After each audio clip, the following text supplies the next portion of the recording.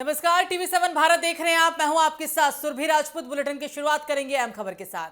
अगले साल 7 राज्यों उत्तर प्रदेश, गुजरात, पंजाब, उत्तराखंड, हिमाचल प्रदेश, मणिपुर और गोवा में विधानसभा चुनाव होने हैं। इन चुनाव में जेनजी यानी कि 18 से 29 साल के मतदाता अहम भूमिका निभा सकते हैं और इसके पीछे दो बड़ी वजह हैं। पहली जुलाई में दिल्ली में हुआ जेनजी आंदोलन, जिसने युवाओं के राजनीतिक रुझान को लेकर नई बहस छेड़ दी, और दूसरी बिहार के बांकीपुर और मध्य प्रदेश के दतिया उपचुनाव ने चौंकाने वाले नतीजे देकर युवाओं की चुनावी भूमिका पर चर्चा तेज कर दी है। राजनीतिक विश्लेषकों के मुताबिक चुनावी समीकरण में महिला, पिछड़ा, किसान और दलित जैसे वर्गों के साथ अब जेनजी भी एक अहम वोटर ग्रुप बनता जा रहा है। इन 7 चुनावी राज्यों में करीब 22% मतदाता 18 से 29 साल के ग्रुप के हैं और ऐसे में युवा वोट किसी भी पार्टी के चुनावी समीकरण को बदल सकता है। चुनाव वाले 7 राज्यों में अगर पिछले विधानसभा चुनाव के आंकड़े देखें तो कुल 940 सीटों में से 257 सीटें यानी कि 27% ऐसी थी जहां जीत का अंतर 5% या फिर उससे कम था।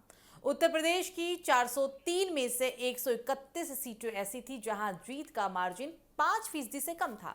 गुजरात की 182 में से 27, पंजाब की 117 में से 24, उत्तराखंड की 70 में से 15 और हिमाचल की 68 में से 14 सीटों पर भी वोट मार्जिन 5% से कम था। इस आधार पर यहां पर कह सकते हैं कि अगर 22% जेनजी वोटर्स में से 5% भी एकजुट होकर किसी पार्टी के पाले में चले गए तो इन राज्यों में सियासी समीकरण पूरी तरीके से बदल सकता है। और यही वजह है कि राजनीतिक दल अब अपनी पूरी रणनीति जेनजी वोटर्स के इर्द गिर्द बुनने में लगे हुए हैं। भाजपा, कांग्रेस और सपा ने इनकी मुहिम भी अब शुरू कर दी है। देश की सियासत में लंबे समय से चले आ रहे जाति और धर्म आधारित चुनावी समीकरणों को युवा वोटर चुनौती दे सकते हैं और इसकी वजह युवा का एक नया और मुखर वर्ग बनकर उभरना भी है। अगले चुनावों में अभी 6 से 7 महीने का वक्त है।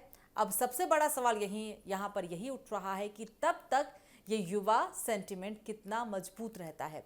अगर ये बरकरार रहा और बढ़ा तो राजनीतिक दलों को आने वाले हफ्तों में अपनी रणनीति में 5 बड़े बदलाव करने पड़ सकते हैं।